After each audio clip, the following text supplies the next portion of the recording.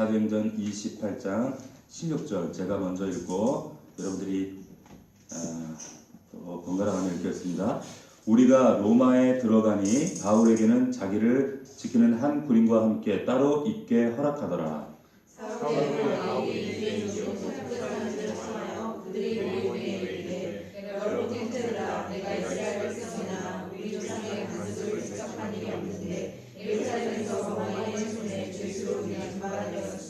로마에는 나를 신문하여 죽일 제목이 없으므로 석방하려 하였으나 이들이 반대하고 내가 마치 못하여 가이사에게 상소하며 내 민족을 구하려는 것이 아니니라. 이러므로 너희를 보고 함께 이야기하려고 청하였으니 이스라엘의 소망으로 말미암아 내가 이 쇠사슬에 매인 바 되었노라. 그들이 이르되 우리가 어디에서 내게 대한 편지도 하나님이 없고 또 형제 중 누가 와서 내게 대하여 깊은 것을 전하든지 이야기한 일도 없느니라. 이에 우리가 너의 사상이 어떠한가 듣고자 하니 이 파에 대하여는 어디서든지 반대를 받는 줄 알기 때문이라 하더라.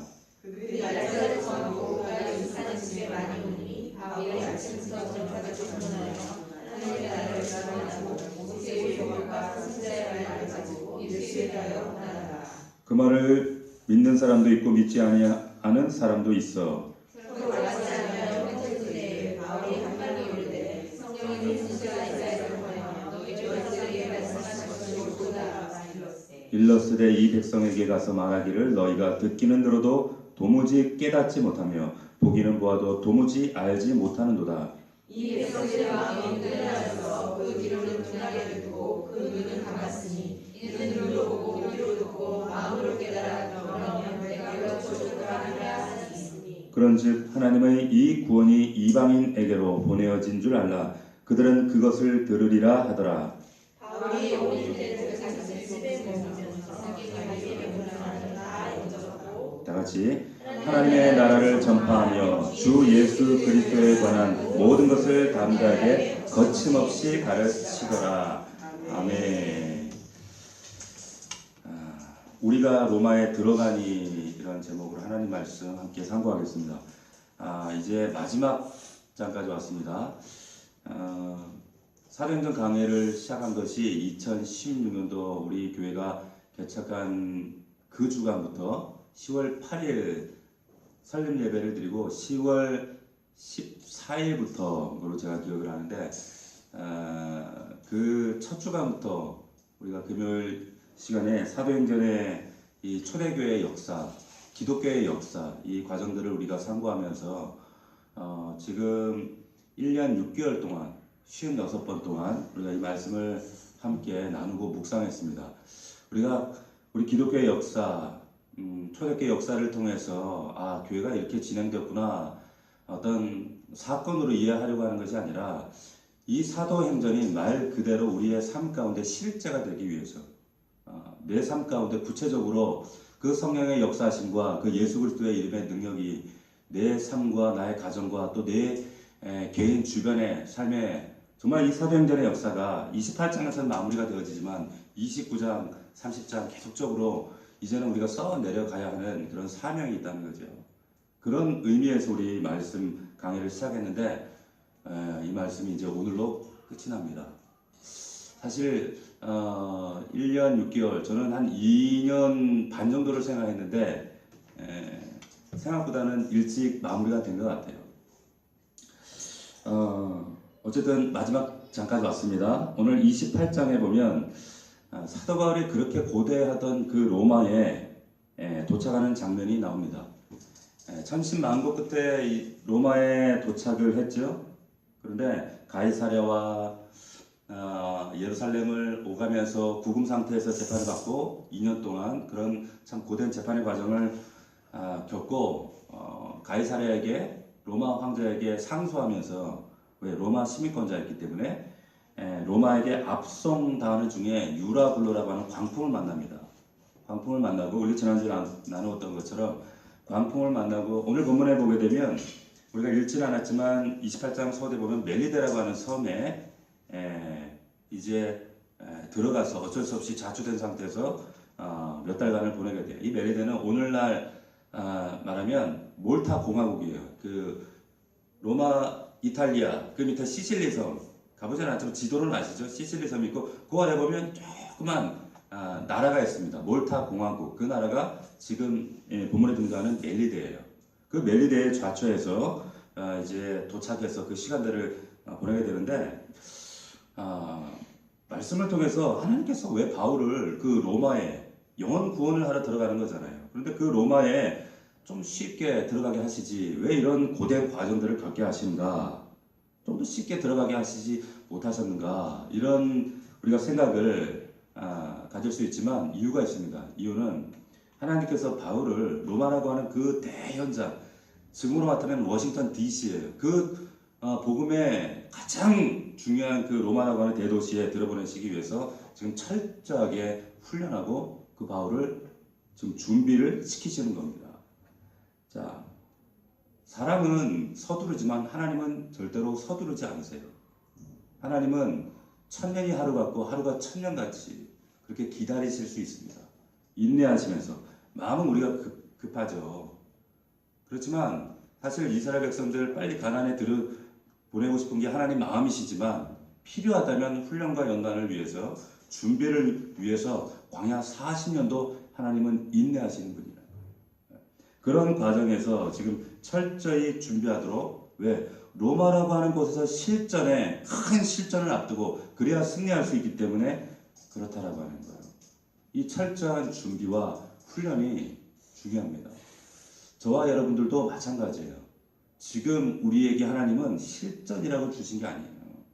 제가 기도원에서 기도를 하러 들어가서 하나님께서 저에게 주셨던 마음이 있습니다. 그 마음 중에 하나가 우리 넘치는 교회와 그리고 저와 그리고 우리 성도들 각자 개인 한 사람 한 사람에게 하나님께서 지금 거룩한 작품과 어떤 완성된 그림인지는 저도 정확하게 알 수 없어요.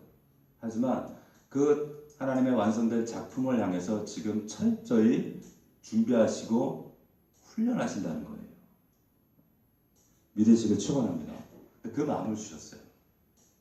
그 마음을 주셔서 굉장히 궁금해요. 어떤 작품일까? 어떤 완성된 그림일까? 한 시대에 그냥 수많은 교회에 있을 수 있고 없을 수 있고 수많은 교회 우후죽순처럼 하나에도 교회가 이 한국 땅 안에서만 약 1,500개에서 2,000개가 세워지고 1년에 95%가 사라집니다. 그런 수많은 교회 가운데 지금 하나님께서 넘치는 교회를 이 땅에 세우시고 이 자리에 세우시고 하나님께서는 우리 교회를 통해서 더 큰 실전의 로마를 무엇을 하나님은 주목하고 계시는가? 이 과정들 준비를 위해서 우리가 지금 준비하고 훈련되어져야 될 부분들이 무엇인가? 하나님은 기대하고 계시다는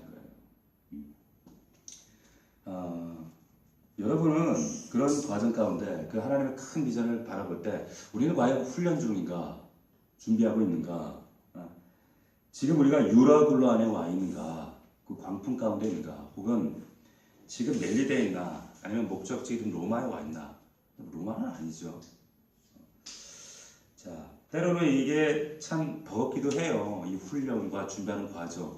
하지만 우리가 일상 속에서 반복되어지는 이런 우리의 삶 가운데 초점도 흐려질 수 있고 또 치열한 직장 가운데 부대끼다 보면 또 그 속에서 망각하기도 쉽고 하지만 우리가 그리스도의 좋은 군사로 우리의 위치와 우리의 사명과 나의 위치를 망각하는 순간에 정말 한순간에 우리 세상 사람들하고 똑같이 살 수 있습니다. 똑같이 삽니다. 그럴 가능성과 여지가 충분한 것이 우리예요. 로마가 보이지 않고 멜리데 안에서의 그 하나님의 놀라운 은혜도 없고 여전히 내가 육신대로 세상을 바라보고 신앙생활을 흉내내기 바쁜 거 아닌가. 늘 그래서 우리가 점검하고 또 반성하고 하나님 앞에서 말씀으로 끊임없이 나를 비춰봐야 돼요. 절대로 우리 믿음을 자랑하면 안 돼요. 자, 마지막까지 왜 하나님께서 로마로 왜 빨리 인도를 안 하시는가 말씀드렸던 것처럼 준비와 훈련인데 더 큰 그 로마라고 하는 신령한 목표를 향해서 저와 여러분 그리고 우리 교회를 준비시키시고 있다는 것. 그러니까 준비는 반드시 목적이 있다는 걸 알 수가 있어요. 하나님의 거룩한 목적이 있다는 것. 근데 바울에게 뭘 준비시키셨는가 여러분 잘 보시면 사도행전 23장을 보면 사도 바울이 공회 앞에 섰을 때 그토록 소원했던 로마로는 가지 못하고 기약 없이 감옥 속에 갇혀요. 근데 그날 밤에 하나님이 나타나셔요. 자, 23장 11절 우리 다시 한번 우리 기억을 살리는 의미에서 23장 11절 같이 한번 읽어봅시다. 시작. 그날 밤에 주께서 방울에 서서 이르시되 담대하라 네가 예루살렘에서 나의 일을 증언한 것 같이 로마에서도 증언하여야 하리라. 아멘. 확고한 선명한 분명한 하나님은 말씀하실 때 이렇게 말씀하셔요. 두리뭉실 말씀하지 않으세요. 수수께끼 내듯 말씀하지 않으세요. 확실한 선명한 약속, 이 약속을 기도 가운데 주셔요. 자신의 계획, 너를 통해 뭘 하겠다라고 하는 것, 뭘 하겠다라고 하는 것을 분명히 주십니다. 바울에게 알려하세요. 우리 교회도 하나님 그 분명한 그림을 지금 그려나가시는데 분명히 제게 주신 것은 있지만 제가 지금 단정할 수는 없어요. 더 선명히 주실 때까지. 자, 사도행전 27장 22절을 보면 유라굴로 광풍 가운데 기도 중에 바울이 응답을 받아요. 27장 22절 봅시다. 같이 읽습니다. 27장 22절 시작. 내가 너희를 원하노니 이제는 안심하라. 너희 중 아무도 생명에는 아무런 손상이 없겠고 오직 배뿐이리라. 자, 광풍 가운데 구원의 여망이 보이잖아요. 이제 죽었구나. 그런데 선장, 가판원, 모든 사람들이 죽었구나 하고 있을 때에 바울이 담대하게 외치는 겁니다. 오늘 이 지금 읽었던 말씀처럼 생명에 아무런 손상이 없고 너희 중에 아무도 이 멸망 가운데 이 죽음 가운데 너희 생명을 잃을 사람이 없다. 안심하라. 이렇게 담대하게 확신을 선포해요. 그럴 수 있는 비결이 어디 있을까요? 어디 있어요? 앞서 읽었던 말씀을 받았기 때문에요. 내 삶에 하나님의 확고한 선명한 약속이 있기 때문에 담대하게 선포하는 겁니다. 그리고 이 광풍 가운데에서도 하나님의 명확한 사인을 우리 죽지 않는다. 그러니까 약속 있는 사람들은 흔들리는 광풍 앞에 요동하지 않아요. 그게 저와 여러분들이 되기를 축원합니다. 자, 확실한 약속을, 확실한 길들을 보여주셨다는 거죠. 그래서 기도하는 자에게 하나님 주시는 최고의 선물이 뭐냐? 하나님의 계획을 선명하게 뚜렷하게 보여주신다라고 하는 거예요. 분명합니다. 아무것도 모르고 우리 인생 걸어가는 것이 아니라 그리스도인들은, 저와 여러분들은 그냥 도박하듯 우리 인생 그냥 가는 것이 아니라 하나님이 주시는 약속, 우리 지난주 말씀 제가 드렸던 것처럼 말씀이 어음이에요. 약속의 말씀을 붙잡고 근거함으로 하는 것입니다. 아모스 3장 7절입니다. 주 여호와께서는 자기의 비밀을 그종 선지자들에게 보이지 아니하시고는 결코 행하심이 없으시리라. 자기의 비밀을 보여주셔요. 누구에게? 선지자에게. 선지자가 누구예요? 선지자는 구약시대 선지자가 아니라 하나님의 말씀을 받은 저와 여러분들이 선지자인 줄로 믿으시기를 축원합니다. 여러분들이 선지자예요. 그렇다면 여러분들 인생과 삶 가운데 하나님의 내 비전이 아니에요. 하나님께서 의도하시는 비전을 보여주신다 라고 하는 거죠. 오해하지 마십시오. 이 비밀을 보여준다고 해서 하나님이 그냥 꿈에 나타나서 혹은 비몽사몽 중에 애매한 환상 꿈 보여주고 이러시는 분이 아니라고 하는 거예요. 그래서 엉뚱한 꿈을 꾸고 자의적으로 해석하고 이걸 가지고 귀에 걸면 귀걸이, 코에 걸면 코걸이 이렇게 자의적으로 알레고리하게 이렇게 가는 것이 아니에요. 분명한 말씀을 통해서 하나님은 구체적인 길을 안내하신다. 우리가 하나님을 경험하는 사람 양육을 통해서 말씀 나눴지만 하나님은 우리에게 당신의 길을 인도하실 때 성경의 말씀 뭐였어요? 그 다음에 기도, 그 다음에 뭐였어요? 환경, 그리고 마지막 교회. 교회는 뭐예요? 믿음의 선배 공동체들이에요. 공동체를 통해서 각 은사를 통해서 하나님의 왜 우리가 인간이기 때문에 육신적인 것들과 세상적인 지식들이 섞인단 말이에요. 분별이 안 돼. 정확하게. 그래서 기도하는 선배들 통해서 하나님이 그림을 맞춰 가시는 거예요. 검증하신다는 거죠. 그래서 이런 과정들을 통해서 하나님이 우리에게 확정하십니다. 그래서 담대히 갈 수 있는 거예요.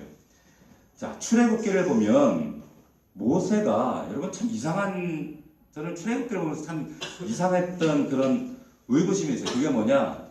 모세는 어떤 고난이나 어떤 위기 상황이나 꿋꿋해요. 정말 당당해요. 미안해요. 절대 흔들리는 법이 없어요. 그렇다고 해서 모세가 우리처럼 이렇게 성경이 있었는가? 하나님께 뭐 철저한 말씀 훈련을 받았나? 하나님에 대한 지식이 많았는가? 그것도 아니에요. 80 노인이 기껏 그냥 몇 번 하나님과 조회했던 거, 그 음성 들었던 거 전부였어요. 그런데 절대 위기 앞에 흔들리는 법이 없어요. 어떻게 그럴 수 있을까? 이유가 뭘까? 그런데 이스라엘 백성들은 진짜 딱 우리 같잖아요. 가다가 원망하고 그렇게 기적을 보고도 또 원망하고 불평하고 자빠지고 시험 들고 자, 이유가 뭘까? 시편 103편 7절에 보면 참 재밌는 의미 있는 말씀이 있습니다. 한번 찾아봅시다. 103편 7절 말씀. 시편 103편 7절은 몇 페이지에 있어요? 877페이지. 877면 시편 103편 7절. 자, 다 찾으셨어요? 877면 같이 읽습니다. 시작. 그의 행위를 모세에게 그의 행사를 이스라엘 자손에게 알리셨도다. 이게 무슨 말이에요? 이게 무슨 말이에요? 하나님께서 당신의 뜻을 알리는 방법이 각기 달랐다는 뜻이에요. 자, 모세에게는 행위를, 이스라엘 자손에게는 뭐예요? 행사를. 이게 무슨 말일까? 그런데 원어에는 정확하게 표현되어 있어요. 그리고 영어 성경에는 정확하게 의미를 번안을 잘 해놨어요. 잘 들어보세요. 발음이 좀 그래도 이해하세요? He made known his way to Moses. 자, He did to the people of Israel. 자, 모세에게는 하나님의 길을 다 보여주셨어요. 그런데 이스라엘 백성들에게는 행동들, 다시 말하면 사건들만 보여주신다는 거예요. 왜 그럴까요? 받을 만한 수준이 안 되는 거예요. 큰 그림을 보여줘도 납득을 못 하는 거예요. 그러니까 우리 사도행전에 있는 말씀처럼 이스라엘 목이 고든 백성들에게 얘기를 해줘도 듣기는 들어도 듣지 못하고 보기를 봐도 깨닫지 못하니까 얘기해봐야 아직 1, 2, 3 배우는 아이들한테 2차 방정식 얘기해봐야 아무 소용이 없는 거예요. 그래서 모세에게는 길을 보여주지만 숲을 보여주지만 이스라엘 백성들에게는 나무만 보여줘요. 자, 모세에게 길 전체에 큰 패러다임을 보여주시고 그런데 이스라엘 백성에게는 한 가지 지나면 또 한 가지 그러니까 사건만 보이니까 그 사건 가지고 전체를 해석하고 이스라엘 백성들을 낙심하고 넘어지고 또 하나님 뜻을 곡해하고 시험하고 그런다는 거죠. 신앙이라는 게 뭡니까? 신앙이라는 것은 결국에 눈이 열리는 거예요. 믿으시길 축원합니다. 세상적으로 세상 안에 살 때는 세상 살아가는 방식, 가치관, 세계관 세상을 살아갈 때 당연히 세상 사람들이 가지고 있는 그 전제들 나도 당연하게 여기고 그게 세상 사는 순리였기 때문에 그런데 예수 안에 들어오고 나서 그것이 부대낀단 말이에요. 그런데 어느 순간인가 그 말도 안 되는 하나님 말씀들이 이것이 나에게 거룩한 전제가 되어지고 더 진정한 가치관이 되어지고 이 가치관을 해석할 때 세상이 해석되어지기 시작하더라는 거죠. 그러면서 눈이 열려요. 세상을 보는 눈이 열리고 사람에 대한 눈이 열리고 새로운 해석이 열리더라는 거예요. 말씀을 통해 열리는 거예요. 이와 같은 은혜가 여러분들에게 있기를 주의 이름으로 축원합니다. 눈이 열린다는 것 신앙은 결국에 하나님의 능력 가운데 전체를 바라보는 사람들은 그래서 작은 일 때문에 흔들리지 않습니다. 감정 때문에 세상의 어떤 사건 때문에 작은 문제들 때문에 내 분별력이 흐려지질 않아요. 전제가 흐려지지 않아요. 가치관이 흔들리지 않아요. 매 사건 사람 가지고 안달복달하고 넘어지고 원망하고 그러지 않습니다. 내 감정이 내 기분이 그날 하루하루 상황에 따라서 롤러코스터를 타지 않는다는 거예요. 왜 그렇습니까? 말씀의 기준과 선명한 하나님의 말씀과 그리고 하나님이 보여주시는 명확한 길이 있기 때문에 예. 자, 하나님 앞에서 우리가 얼마나 동상이몽하는가. 그러니까 모세가 이스라엘 백성들을 바라볼 때 얼마나 참 그렇게 했어요. 동상이몽하니 답답하고 속이 탔겠습니까? 자, 이스라엘 백성들에게 두 번째 무엇을 준비케 하셨는가? 첫 번째는 바울을 이렇게 기도와 말씀 훈련으로 준비케 하셨어요. 두 번째 3절 오늘 본문의 28장 3절을 보게 되면 성령의 능력을 재장전케 해요. 이게 무슨 말인가 하면 자 3절 보십시오. 같이 한번 읽어봅시다. 이 멜리데 섬에서 겪게 되는 사건이에요. 이제 물에 빠졌다가 나오니까 얼마나 추워요. 그래서 불을 지피려고 하는데 3절 말씀 읽어봅시다. 시작. 바울이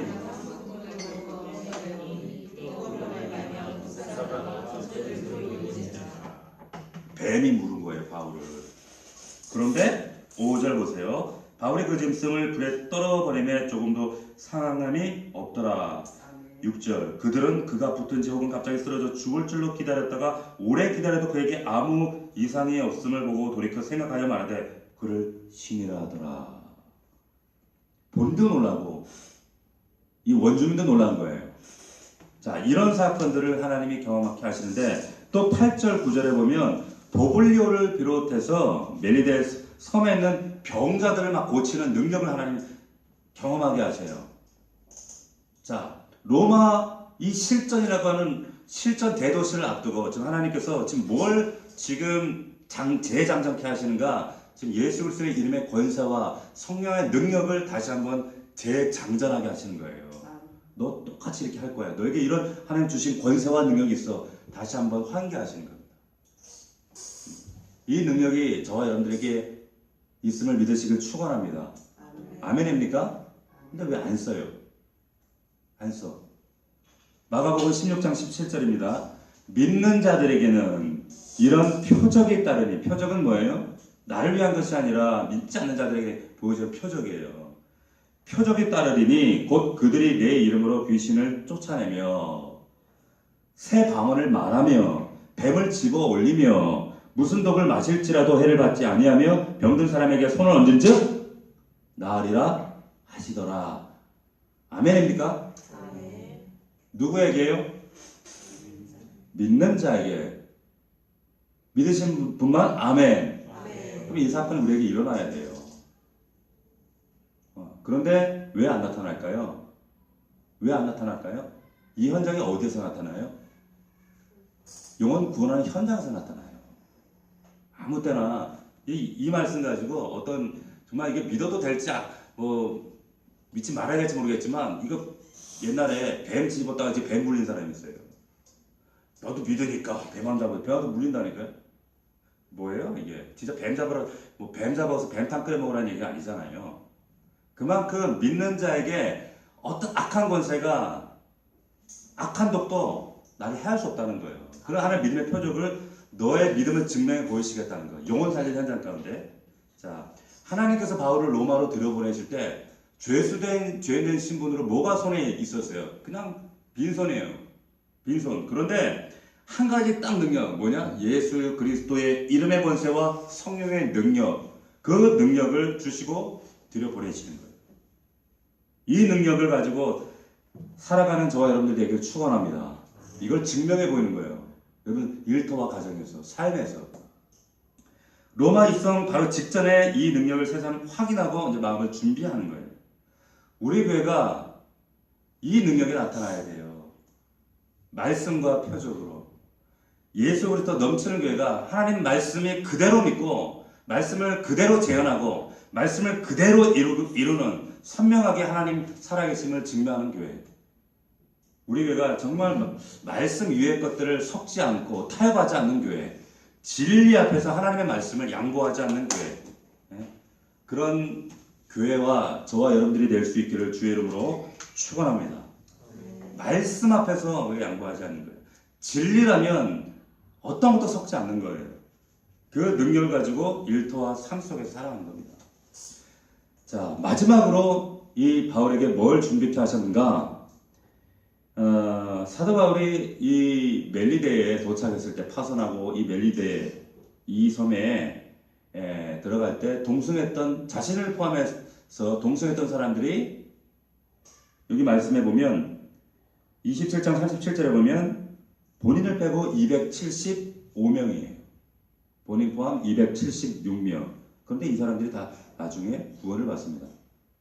자, 로마라고 하는 큰 비전, 영혼을 그리스도의 복음으로 정복하고자 하는 하나님의 그 원대한 크고 정말 이 아름다운 비전 가운데 이 사건을 이루시기 위해서 지금 하나님은 어떤 일을 지금 하고 계신가 하면, 현실에 바울이 현실 가운데 머물렀던 그 자리에서 지금 하나님께서 작은 연습을 시킵니다.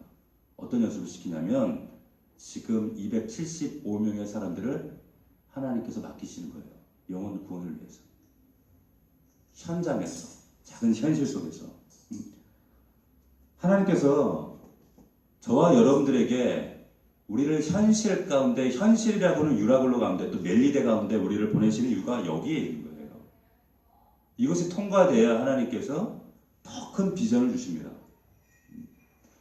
하나님이 수단이냐 목적이냐, 정말 이 간극의 차가, 이 작은 차이가 결국에 하나님의 우리 삶 가운데 정말 하나님의 비전을 이루는가 이루지 못하는가 결정이 되어지게 되어 있어요.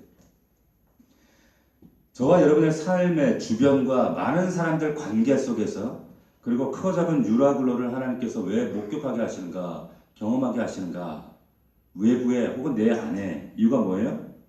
그 유라굴로 속에서 하실 일이 있고 그 속에서 건져내야 될 사람이 있다는 거예요. 자, 내가 지금 살고 있는 아파트, 집, 동네, 그리고 내가 일터에서, 직장에서 만나고 있는, 매일 스치고 만나고 있는 사람들, 그 유라굴로 속에 275명이 있어요. 자, 하나님께서 바울을 로마로 보내기 이전에, 로마에 비해서 무지무지 작은 섬이죠. 이 멜리다라고 하는 섬은 정말 시골 총구석, 정말 지도에서 보면 보이지도 않아요. 잘 이 세계 지도로 보면 보이지도 않습니다. 근데 왜 그곳을 거치게 하시는가? 왜 굳이 그 작은 섬을 거치게 하시는가? 자신이 탔던 그 275명의 영혼들을 하나님이 건지는 체험을 경험하게 하시는 거예요. 이 광풍을 통과하고 멜리데라고 하는 섬, 근데 그 멜리데에 도착했을 때 또 그 원주민들을 하나님 구원하게 하시거든요. 이 과정들의 이 사전 체험을 통해서 대도시 로마, 세계 중심인 이 로마를 가슴에 품기 전에 먼저 멜리데를 접수하게 하셨다. 그 275명과 원주민들을 하나님이 구원하기를 원하셨다. 하나님께서 저와 여러분들에게 큰 승리를 주시기 전에는 먼저 그냥 거저 큰 승리를 주시지 않으세요. 먼저 작은 승리를, 작은 현장에서 작은 사건들을 먼저 경험하게 하신 줄로 여러분 믿으시길 바랍니다. 그러니까 내 현실에 지금 삶에서 어떤 내가 하나님의 놀라운 믿음의 역사를 이루고 있는가, 기적을 경험하는가, 이게 중요한 거예요. 다윗이 하루아침에 골리앗을 넘어뜨린 게 아니잖아요. 광야에서 사자 이빨과 곰의 발톱을 뽑아버리는 그런 광야의 치열한 싸움을 경험한 이후에 누굴 만나요? 골리앗을 만나요. 골리앗을 만난 이후에 또 다른 하나님 예배된 광야를 경험하고 나서 사울을 만나고, 그리고 비로소 다윗 성군 왕으로 하나님이 삼으실 거예요.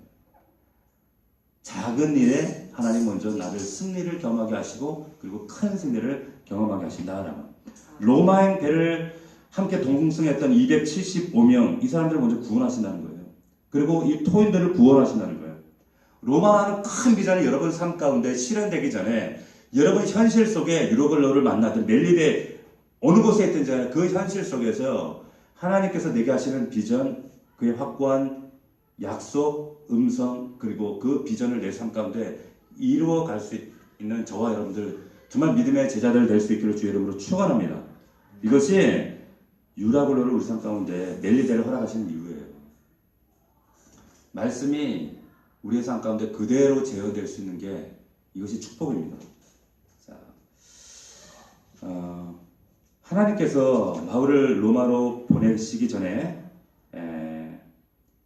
이 작은 사건을 경험하게 하시고 이제 로마로 가는데 우리가 이런 하나님의 마지막 순간까지 광풍을 경험하고 정말 예상하지 못했던 멜리데 섬에 파산하게 되어지고 이런 훈련과 준비, 로마라고 하는 큰 비전을 위해서 하나님 이런 과정들을 겪게 하신다.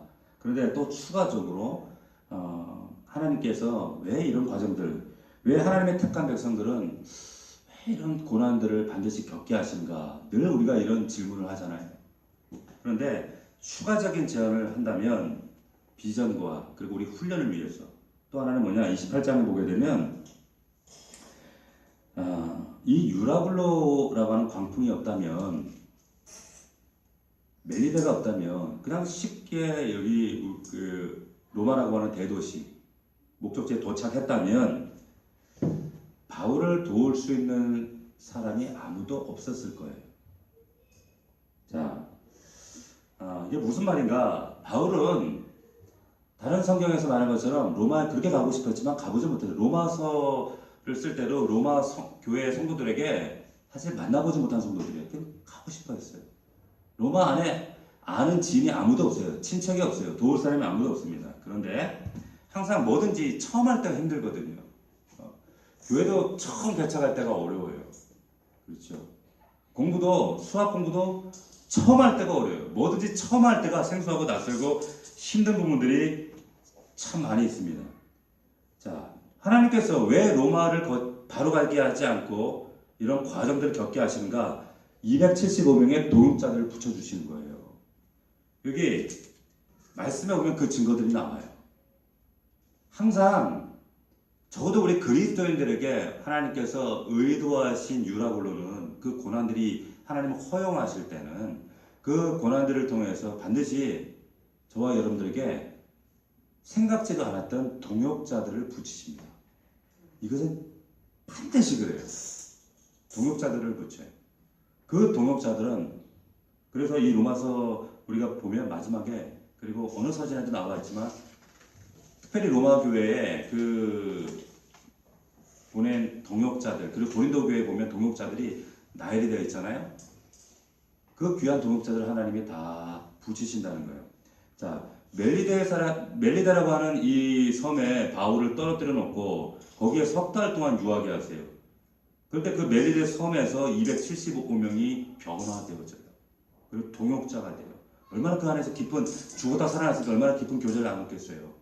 그뿐 아니라 이 멜리데라는 것을 훈련 장소로 삼아서 동역자들과 함께 이들이 로마로 들어가는데 이 28장 16절을 보게 되면 이런 말씀이 있어요.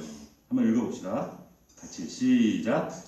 루가 로마에 들어가니 바울에게는 자기를 지키는 한 군인과 함께 따로 있게 허락하니라. 이게 가능할까요? 죄인에게? 죄수에게? 그리고 가택연금이 된단 말이에요. 그런데 어떻게 오자마자 이런 일이 벌어질 수 있는가? 어떤 주석을 보면 아마도 이 파산했던 이 275명과 백부장, 이 백부장과 함께 있었던 어떤 사람에 의해서 이런 도움과 이런 배려를 받게 되었을 것이다. 이런 해석이 있어요. 그렇지 않고서는 지금 상황이 도무지 납득이 되어지지 않는 상황이에요. 여기 보면 23절에도 보면 그들이 날짜를 정하고 그가 유숙하는 집에 많이 오니 바울이 아침부터 저녁까지 죄인이 강론을 해요. 부흥상의 사교회를 연다는 거예요. 그리고 하나님의 나라를 증언합니다. 어떻게 이런 배려가 가능해요? 죄인된 신분에서. 이거 진짜 있을 수 없는 거예요. 이래요. 하나님은 이것까지 의도하시고 계획하셨다는 거예요. 유라굴로와 이 멜리데의 섬이 아니었더라면 이런 동역자 275명 동역자 없이 혼자 거기서 아무것도 할 수 없어요. 하나님은 합력하여 선을 이루신다는 게 바로 이 말씀이에요. 믿으시길 축원합니다. 3일상 22장에 보면 다윗이 비슷한 경험을 합니다.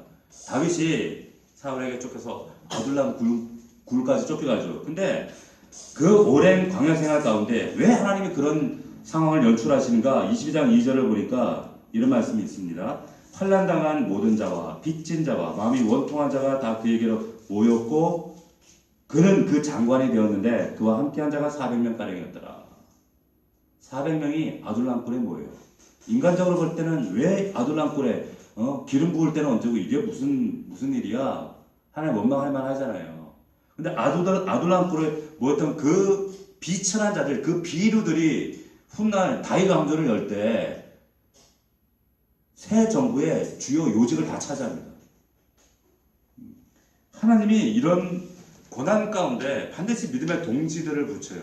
저도 어려울 때 참 거쳐왔던 그런 훈련 자리에서 그 동역자들, 오늘도 어떤 목사님과 이렇게 통화를 하면서 몇 분과 통화를 하면서 가졌던 마음이 참 이런 동역자들이 있다는 게 참 감사하다.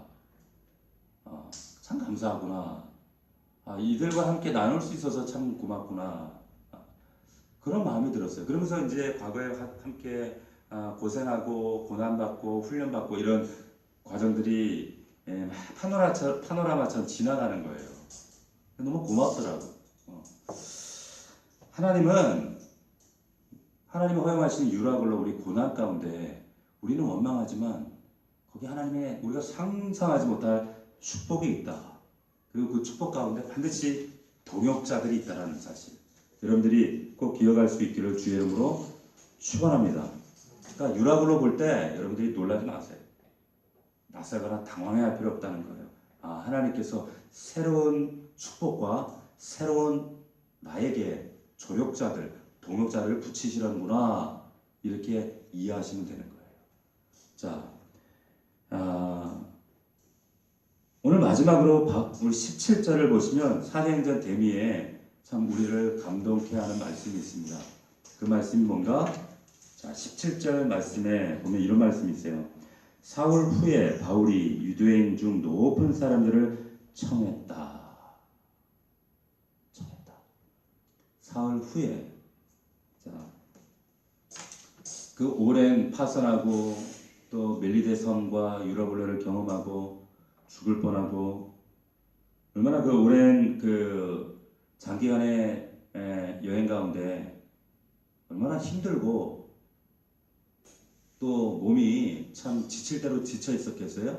몸과 마음이 참 파손해 있었겠죠. 그런데 사울 후에 바울이 저는 이 말씀이 오늘 묵상하는 가운데 제일 마음에 부딪히더라고요. 사울 후에 바울이 변함없이 자신이 늘 그래왔던 것처럼 우리가 사도행전 말씀을 통해서 늘 어디를 가든지 그가 자신의 동족들에게 유대인들에게 배신당하고 쫓기고 돌에 맞고 그리고 타우루스 산맥을 건너서 그 비시디 안독을 거쳐서 유럽과 아시아를 거쳐서 가는 곳마다 변함없이 그가 했던 액션 회당에 들어가서 말씀을 전하고 그리스도를 전파하고 복음을 위해서 목숨을 내놓았던 것처럼 로마에 들어가서도 변함없었어요.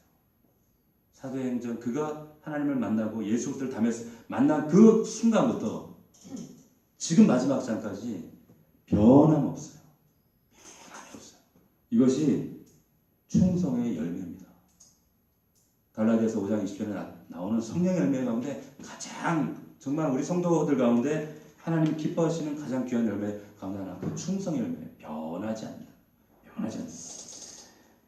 바울이 지금 죄인이에요.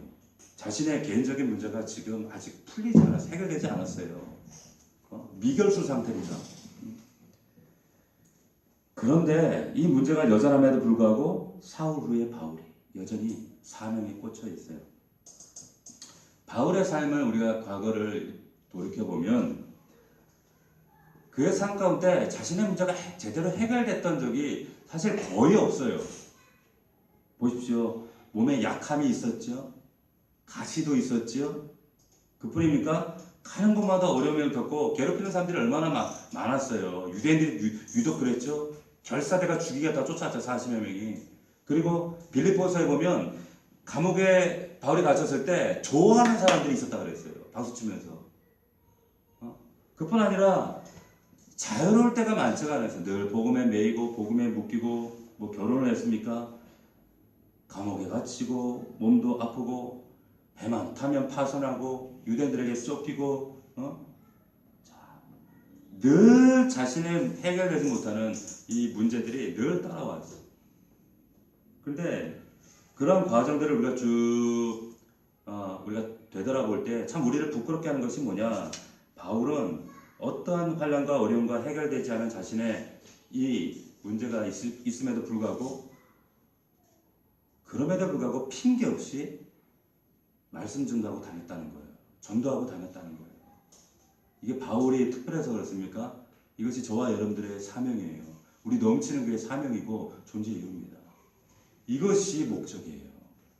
이 말씀, 그래서 저는 이 말씀이 오늘 계속 부딪히는 거예요. 사울 후에 바울이 뭘 했어요? 23절 말씀 보면 자신의 그 감금되어 있는 그 집으로 사람들 초청하는 거예요. 자신이 가서 복음을 전하지 못하니까 이제 부르는 거예요. 복음을 전할 때 이런 유연성이 있어야 돼요. 융통성이 있어야 돼요. 이렇게 해서 불러들여서 이제 복음을 그렇게라도 복음을 전하겠다는 거죠.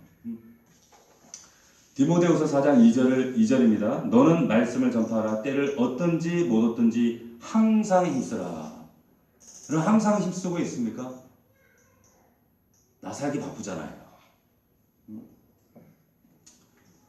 하나님과 동상이몽, 사도행전과 동상이몽하시면 이 말씀이 실제가 되도록 우리가 하나님 앞에 그래서 이 자리에 모여서 기도하는 거예요. 지금 공부하는 시간이 아니잖아요. 우리의 삶의 문제가 깔끔히 해결되고 나서 그러고 난 다음에 하나님 뭘 하겠습니까? 뭘 하겠습니다. 바울은 그러지 않았어요. 바울은 이 메시지를 마귀의 메시지처럼 들었어요. 제가 수도 없이 성도들에게 듣는 이야기들 가운데 이것만 해결되면 내가 뭐 헌금하겠습니다. 뭘 하겠습니다. 뭐 우리 아들, 딸 대학 입시만 해결되면 뭘 하겠습니다. 그거는 불순종하겠습니다. 라고 합니다. 이것만 되면 이 문제만 해결되면 이 길만 열리면 그러면 하겠습니다. 말씀은 진리는 양보하지 않아요. 타협이 없어요. 섞이지 않아요. 내가 가지고 있는 자유를 여러분들에게 그리스도 안에 복음 안에 주신 자유를 내 육체의 때를 위해서 바울은 쓰지 않았다고 했어요. 그 자유가 나를 위한 자유가 아니에요. 영혼을 위한 자유고 복음을 위한 자유라는 사실을 여러분들이 기억하시기를 축원합니다. 아멘입니까? 잘 기억하셔야 돼요. 지체 없이 순종하는 것이 중요해요. 공부 못하는 애들이 뜸들이잖아요. 공부할까 말까 한 2시간 고민하다가 2시간 만에 책 딱 펴고 10분 공부하고 잔단 말이에요. 그런데 정말 공부하는 애들은 책 고민 안 해. 딱 펴고 그냥 공부가 되든 안 되든 어떻게 해요? 한단 말이에요. 믿음 있는 사람들은 고민하지 않아요. 고민한다는 것은 뭔가 자를 가지고 재고 있다는 것은 그것은 이미 불순종이에요. 불순종이라니까. 뜸들이지 말고 현장 속에 들어가서 말씀에 순종하는 모습이 있어야 된다. 제가 오늘 사도행전 대단한 이제 마지막을 마무리하면서 아마도 금요일날 오후에 우리가 주일 오후에 창세기를 한번 했죠. 그래서 창세기를 다시 한번 돌아가야겠다 이런 생각을 해요. 아직 확정은 되지 않았지만. 근데 56번 사도행전에 강의를 하면서 과연 이 말씀이 우리에게 얼마나 실제가 되는가, 말씀 그대로 우리 믿고 말씀이 그대로 우리에게 얼마나 재현되었는가. 물론 재현된 부분도 있을 거예요. 아직도 고민하고 있는 부분도 있을 거예요. 아직도 긴가민가 하는 부분도 있을 겁니다.